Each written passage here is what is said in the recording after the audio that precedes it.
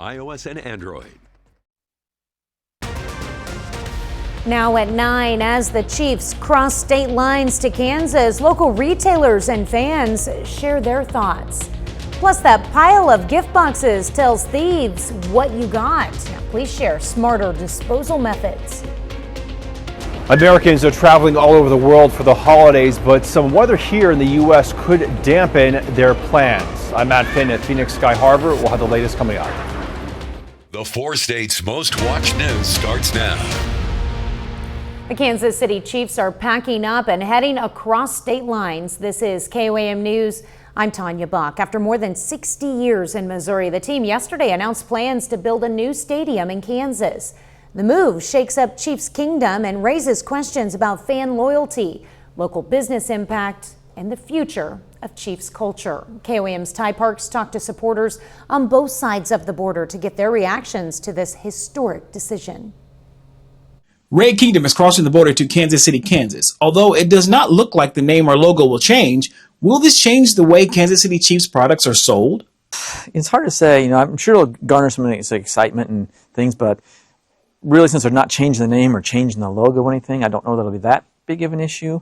But I think it'll come to the excitement of next year. Once, I guess, we're still 5 years away or whatever it is. So I think maybe when that time comes, the excitement probably down the road. Not only does this move excite Jock's niche owner John Minton, but the new location in Wyandotte County and the possibility for bigger events as well. Right. It seems like it, just because they're moving to a whole new economic area with hopefully that new stadium will be able to host other events, and they're creating a whole entertainment district. So it seems like it's a much better place than it was currently. Unfortunately, Missouri kind of chose not to get on board and give them what they were looking for. KOM speaks with a lifelong Chiefs fan from Missouri about their first thoughts on the move. I've only been a Chiefs fan. I haven't known what it's like to be a fan of a different team. And there's been a lot of frustrating, long seasons. And it is kind of heart-wrenching because you're a fan through those tough years.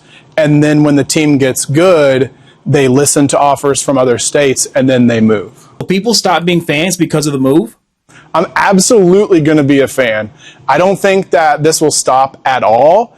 I think it'll just be a little weird to drive up there, cross the state line. On the Kansas-Missouri border, Ty Parks, KOAM News.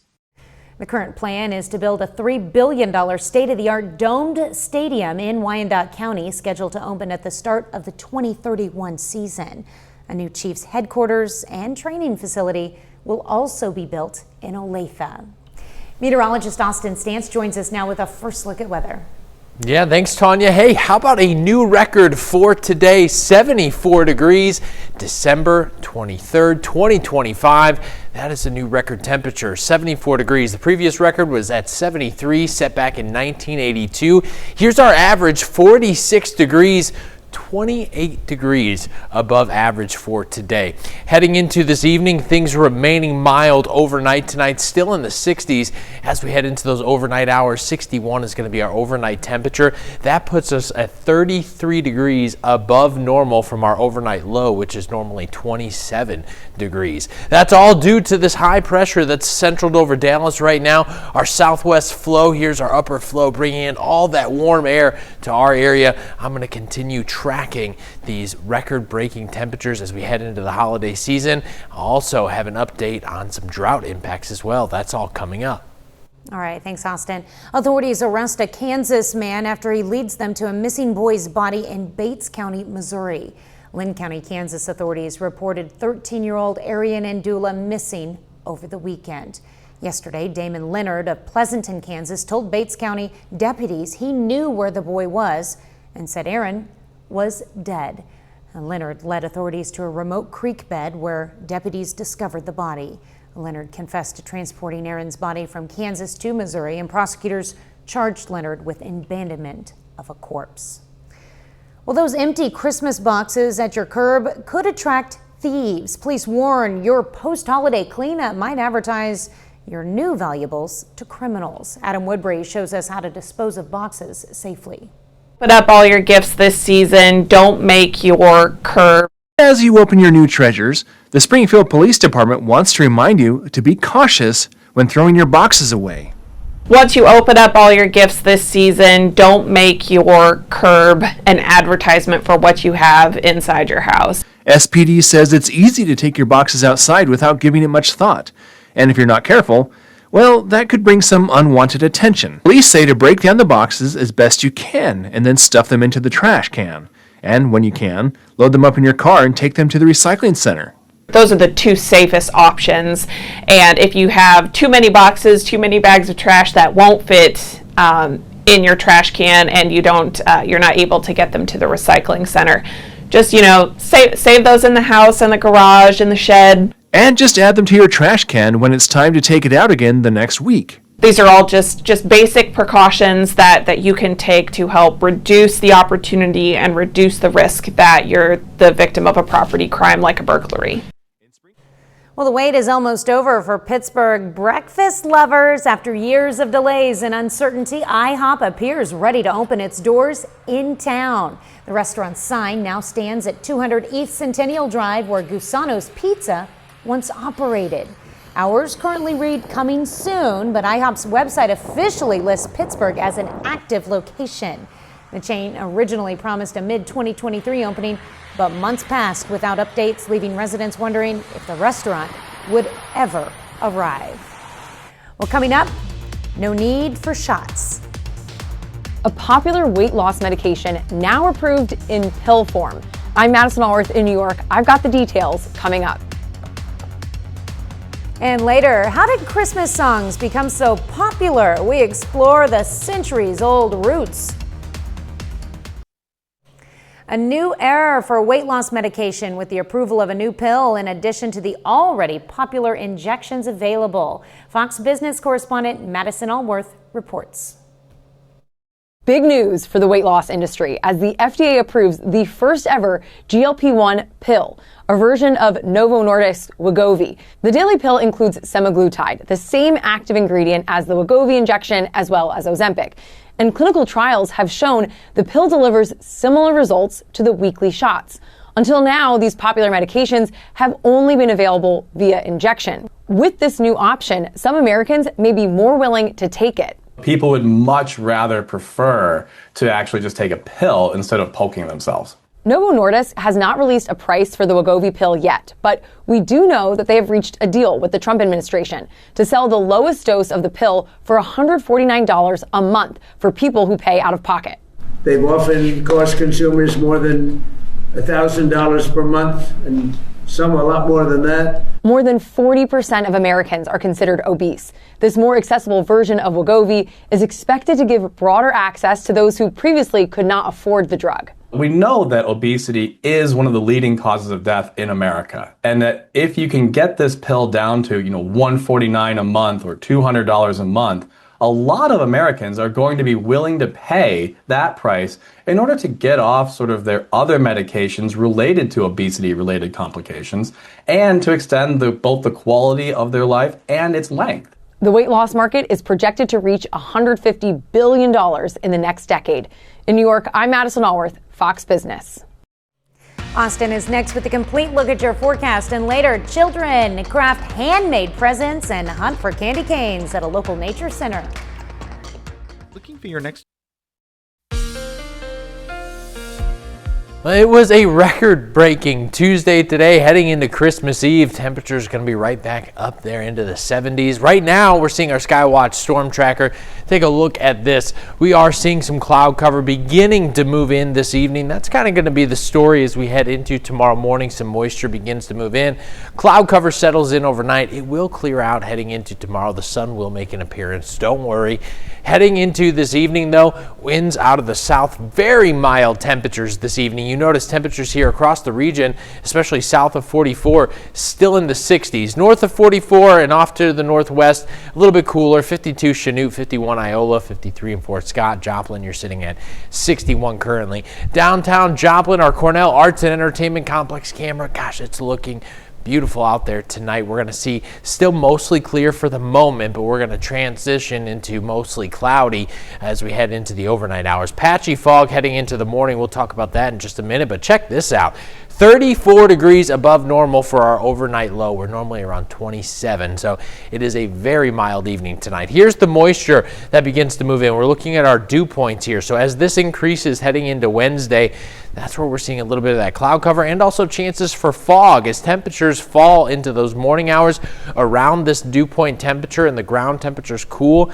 The water vapor condenses, creating water droplets, which are visible then as fog. So taking a look at tomorrow, the foggiest areas in the morning going to be off to the northwest. Fredonia, Yates Center, Chanute, Iola.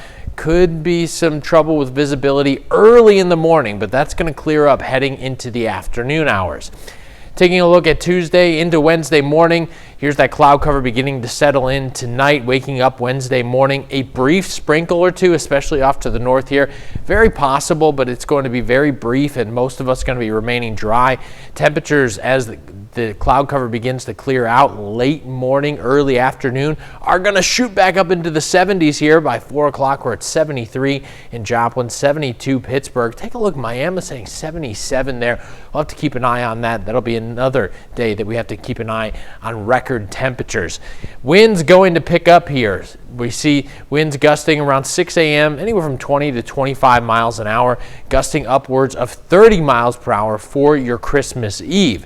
Now, we're going to see winds calm back down heading into Christmas Day here. Things calm back down. It's going to be hard to break a record tomorrow due to the fact we have that cloud cover early on. But here's what your Christmas Day looks like. 64 degrees starting out, 72 by noon, back down to 71. We're going to expect a high temperature right around 74 degrees. Here's Friday, a brief sprinkle or two and what we can expect there. Temperatures back into the 70s once again. Some cloud cover. You notice some of those sprinkles bringing our temperatures back down by the afternoon hour. But then we're back into the 70s by that 4 o'clock hour there. Here's a look at your 10-day forecast of what you can expect. 70s throughout Saturday.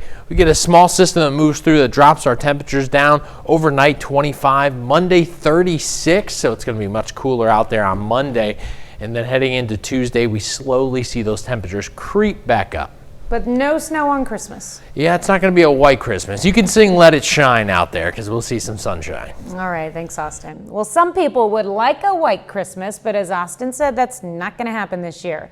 Now, others are quite pleased with this week's warm and fairly dry forecast. Nick Kelly has more on donning the red and green for a trip to the Gulf Greens. Guy Bates is one of many golfers who took advantage of a warm Tuesday to play a round at Highland Springs Country Club. Turns out he didn't take just today to enjoy the great golfing weather. My wife and I have played Saturday, Sunday, we played today, we're playing tomorrow, we're playing Friday, and we're playing Saturday. Eric Womack with Highland Springs says he's staying busier than usual this Christmas. He says normally the golf course's irrigation system should be turned off by now.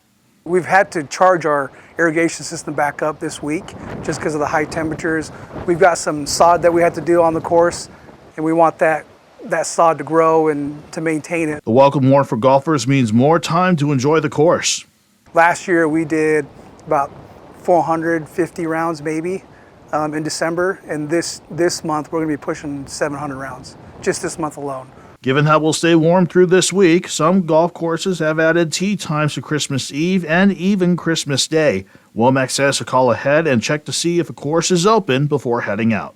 We'll be here regardless of what the weather's like, but between now and New Year's, just give us a call so that you don't come out and get disappointed. I'll take a good golf day any day. Like most people in the world, a white Christmas would be great, but this isn't too bad either. Well, if you'd like to hit the links for the holiday, reach out to your favorite course and see if they're going to be open. Well, coming up next, time for a remodel. One building in Neosho is getting fresh new updates. I'm Nelly Lopez with more details on that coming up. The Neosho Senior Center gets a fresh new look thanks to community support. City voters approved a sales tax to fund upgrades to the popular gathering place. KOAM's Nelly Lopez shows us how the improvements benefit local seniors. A place where seniors get to gather and create memories is getting several touch-ups. It's basic maintenance, giving it a new look. This is probably the last thing on the exterior. We've already replaced the roof, HVAC. Of course, this is all possible due to the support of the Neosho community. So the city voters had passed a sales tax which provides funding for the senior center as well as our event center. The council, the staff is very proud of that facility. We're proud that it's funded by a sales tax that just provides a place for our seniors. The center isn't just a fun and safe environment. It also provides a space for them to check on their health. We have a foot clinic every month, and a lady comes in and checks toes and trims toenails and stuff. So they made a specific medical room for stuff like that, for vaccination clinics, things like that, so that they have a place that's private and they can go and have a seat in there. The clinic was an add-on back when they did remodeling around 2007 and 2008. They also added a new walk-in freezer, better gaming area, and new tables and chairs. Making updates is important. We have a large number of seniors in this community, and a lot of them fall under the poverty line, but we love our seniors here. We feed them hot meals every day, Monday through Friday. We do a lot of activities, we do crafts, we do bingo, and so it's just a great asset for the community to have, and we look forward to growing. In Neosho, I'm Nellie Lopez, KOAM News. Well, the Senior Center manager says the city, alongside the Area Agency of Aging, have worked together to bring the much-needed updates to the building and will continue to do so. 'Tis the season for crafting at Wildcat Glades as kids made handmade holiday gifts today. The Winter Wonder Workshop let children create body scrubs, snow globes, and hand-painted boxes. Kids also enjoyed a candy cane hunt along the trails for a fun hands-on holiday activity.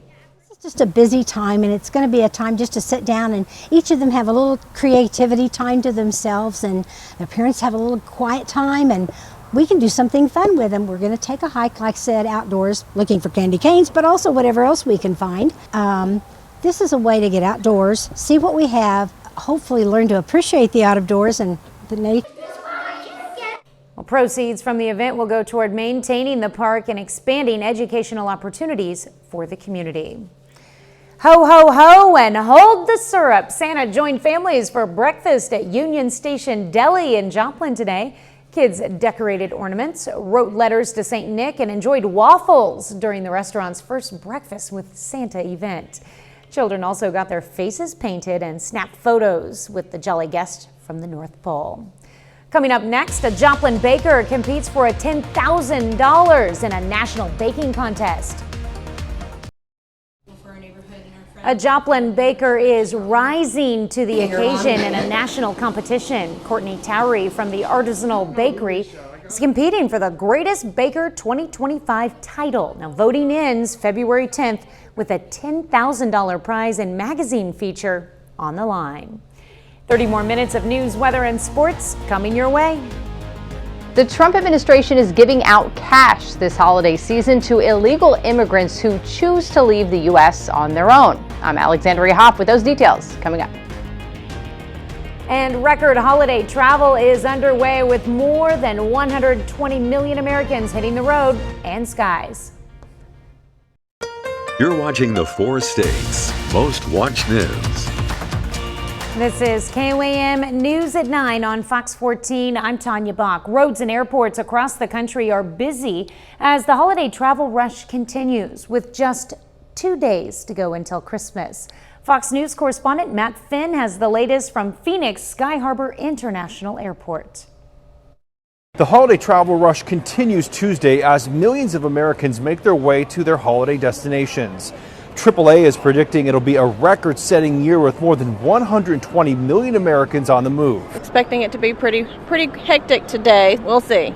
At airports across the country, TSA is busy, ready to screen a projected 44 million travelers through January 4th. And new family lanes at security checkpoints are giving parents a little peace of mind during one of the busiest times of the year. Taking the pressure off. Everyone in that lane is the family. If you have questions, if you aren't quite sure, hey, maybe this is the first time I've traveled with a car seat, or I've got oversized liquids, gels. Since having kids, all of a sudden you feel like, oh, wow, there's a couple of airports who are accommodating you, and you just feel more, welcome. and that makes the whole experience better. Most Americans will be driving, with more than 109 million taking holiday road trips. Good news for them, the national gas average now sits below $3 a gallon. It's encouraging and it's a good thing because that's like one less essential that I got to worry about paying for with the food and clothes and shoes. Whether you're traveling by plane or car, make sure to keep an eye on the forecast. Snow in the Northeast and heavy rains in the West are causing some cancellations and delays across the country. If you don't start before the snow starts, you're not going to get home for Christmas. And airlines are encouraging you to download their own app for the latest updates on any delays or cancellations. At Phoenix Sky Harbor, Matt Finn, Fox News. Well, the White House is cracking down on unskilled truck drivers, targeting undocumented immigrants with revoked licenses to keep roads safe. More than 100 arrests were made in California under Highway Sentinel, despite opposition from Democrats who argue it's political and will worsen truck shortages. President Trump insists these actions will lower prices by fixing migration-fueled inflation. Federal funding could be at risk for states not complying with these new rules. The Justice Department releases more Jeffrey Epstein files, including emails, photos, and unverified tips. The documents contain many references to President Trump and some items known to be fake. Fox's Madeline Rivera reports. The Jeffrey Epstein saga continues to unfold. Early Tuesday, the Justice Department posted a second batch of some 11,000 documents, days after a deadline to release all government material related to the convicted sex offender's case. We're going through a very methodical process with hundreds of lawyers looking at every single document. Among the heavily redacted files is a January 2020 email from an assistant U.S. attorney stating President Trump flew on Epstein's plane at least 8 times between 1993 and 96, more than originally reported. At least once with Epstein alone and another time with just Epstein and an unnamed 20-year-old woman. I can't imagine why Donald Trump would have been okay to be on an airplane with teenagers and very young adult women, other than nefarious circumstances. But with the files came a note of caution. The DOJ posting some of these documents contain untrue and sensationalist claims made against President Trump. The first batch of documents released Friday contained dozens of photos of Epstein with high-powered men, including Presidents Trump and Clinton. And although Trump signed off on releasing the files, he thinks they're doing more harm than good. This is what the Democrats, mostly Democrats, and a couple of bad Republicans are asking for. I don't like the pictures of other people being shown. I think it's a terrible thing. The files also contain many unverified tips sent into law enforcement and a debunked video purporting to show Epstein's 2019 suicide inside his Manhattan jail cell.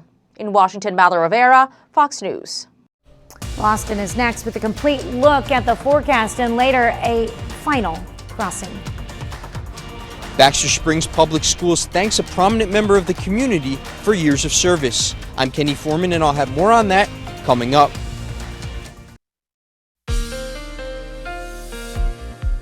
Yeah, it was a very warm Tuesday. I want to jump ahead. I wanted to say Wednesday. That's tomorrow, Christmas Eve. It's going to be another warm day, kind of like Groundhog Day, just replaying and replaying of these record warm temperatures. Take a look at your Skywatch Storm Tracker. Right now, what we're seeing outside is some cloud cover beginning to move in. It's not necessarily here just yet, but we are going to see the moisture increase, cloud cover settle in tonight, becoming a little bit more overcast heading into these overnight hours tonight. It won't last very long throughout tomorrow. It clears out. That's good news. We're going to start our morning tomorrow around 61 degrees. That's 34 degrees above normal for our overnight low. We're normally around 27. Winds will start picking up in the morning and afternoon and then calming back down tomorrow evening. But gosh, what a mild evening tonight. If you're traveling Christmas Eve, weather delays, very unlikely out there. 61 degrees. We're going to start with some overcast skies, just a little bit of peeking sunshine out there. Overcast settles in around the afternoon hours, but then begins to clear out. 73 degrees. We're going to have to keep an eye on that because we could be near another record out there. The main factor is going to be how quickly that cloud cover clears out. But again, weather delays unlikely in the afternoon and in the evening hours as well. We'll head down to around 62, but if you're traveling tomorrow, you should have no issues out there. Christmas Day, 64 degrees by 9 o'clock. By noon, we're at 72. Back down to 71 by 6 p.m., but 74 there on Christmas Day. Record temperatures over the next several days. Well, check this out. Christmas Eve, 75. It's going to be hard to beat that one with the cloud cover. That was set back in 2021. 2016, 72. We're predicted 74, so we're likely going to break that record on Christmas Day. That was set back in 2016. How about another one set back in 2021, 75 on Friday.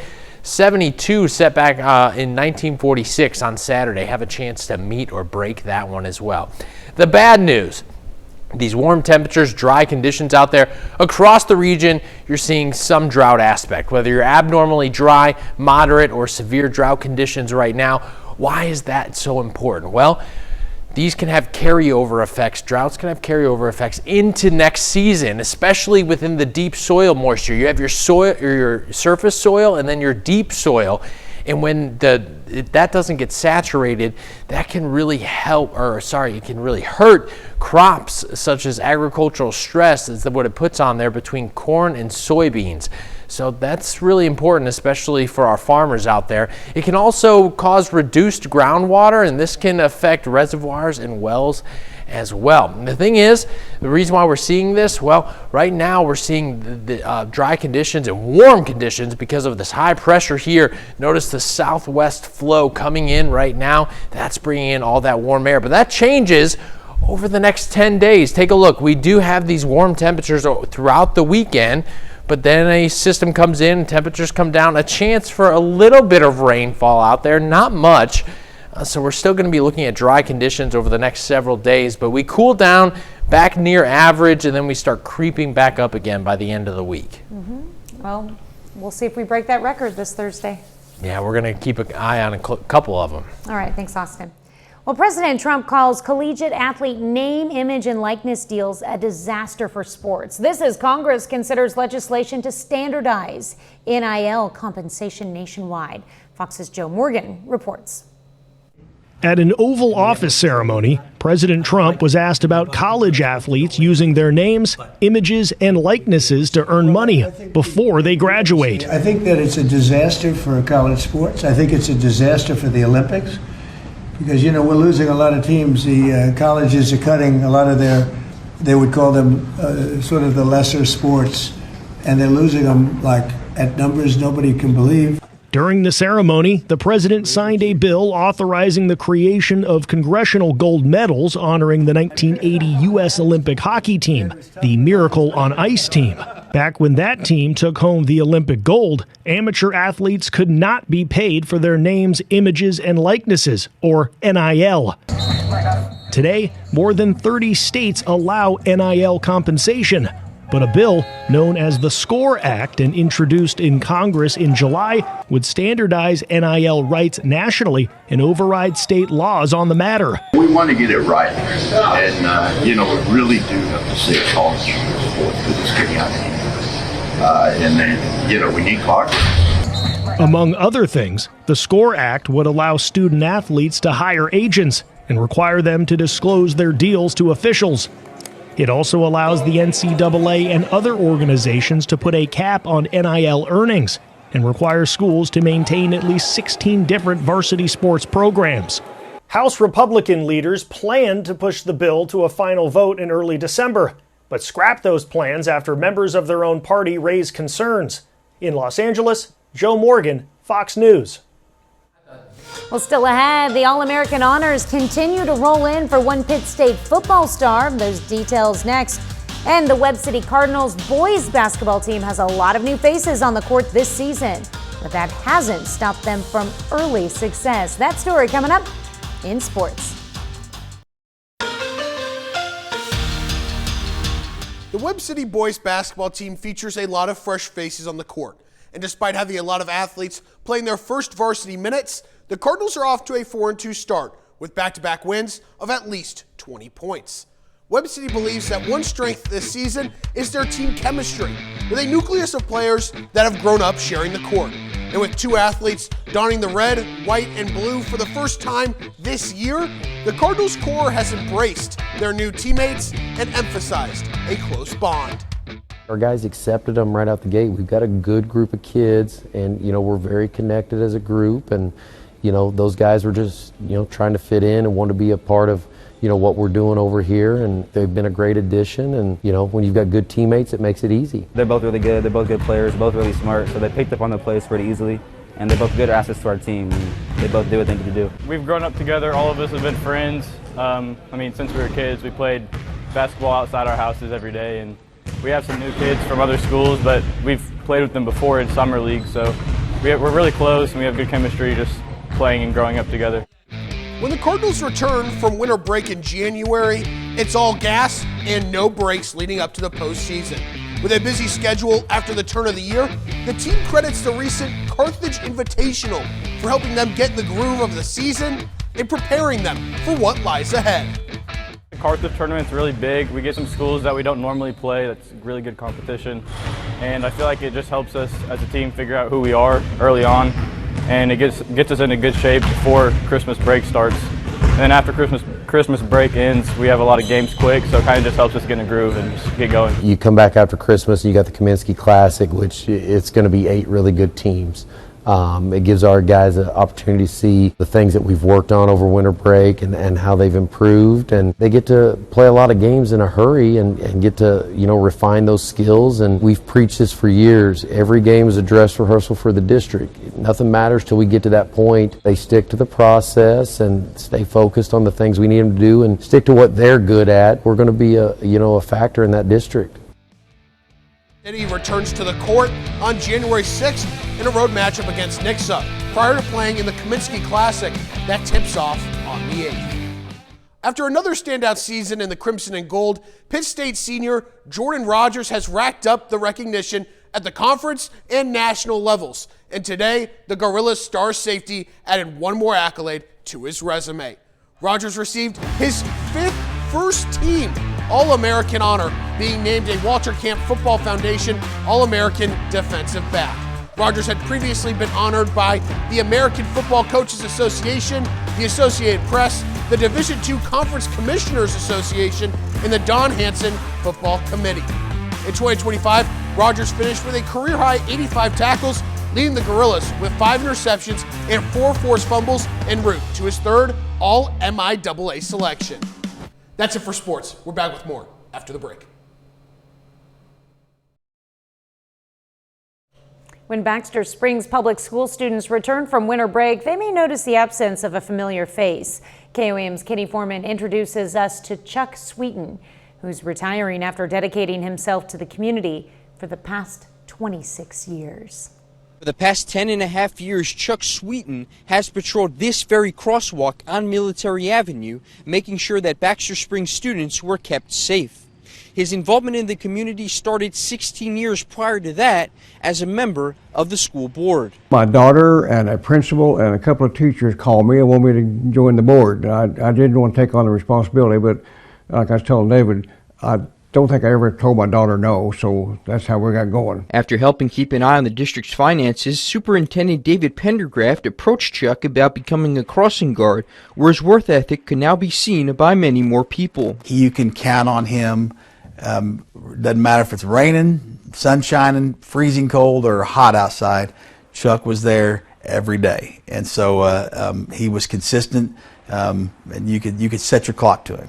And so he's got some big shoes to fill. While Chuck committed himself to making sure the kids stayed out of harm's way, he also enjoyed going the extra mile and checking in to see how they were doing. I've had one of them, little guy that was crying one morning, and I asked him what the problem was, and he said he didn't get to go to the donut shop, so I just gave him money to go in there and buy their donuts. So just helping the kids out there a little bit, I really enjoy that. And while he says the time is right for him to step aside, forming those meaningful connections is an aspect that he expects to dearly miss. I just enjoyed the kids. That's the main thing.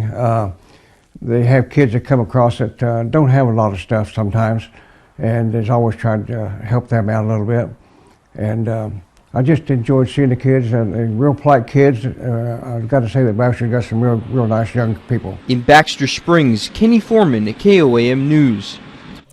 Well, Chuck admits it will not be easy heading to the crosswalk every morning, but he still plans on visiting whenever he can. Well, Christmas music is dominating the airwaves right now, but how did these holiday hits become so popular? We explore the century-old roots of your favorite seasonal songs up next. Whether you're rocking around the Christmas tree, having a silent night, or wishing joy to the world, music scholars say the soundtrack to this season is full of classics. But how did we get to this catalog of holiday hits? Fox News' Gary Baumgarten takes a closer look at how Christmas music got so popular.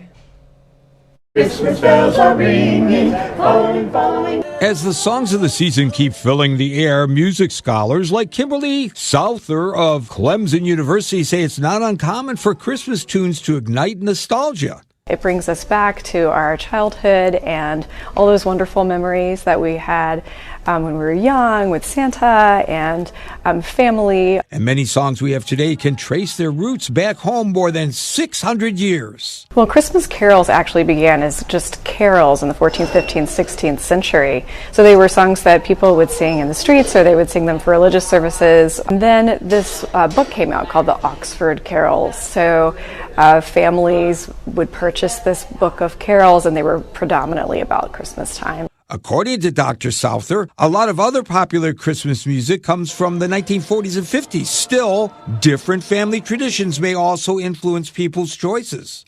What did you listen to in the home when you were growing up? Then you continue that tradition with your family and maybe add into the mix as well. But because experts say many people crave classic Christmas music, it can be hard for new songs to break through. A lot of times you hear artists and they're doing a remake, of a popular tune that we already know that's been around for 100 years. Dr. Souther says social media apps with their algorithms can help expose audiences to new sounds and expand their holiday soundtracks. It's good to kind of explore and to dig a little bit deeper. There's some incredible artists because we have these platforms. Gary Baumgarten, Fox News. And that's our time for tonight. Thank you for joining us. We're going to leave you with video of Santa delivering Christmas gifts to creatures great and small at a zoo in Valencia, Spain. Have a great night and an even better tomorrow.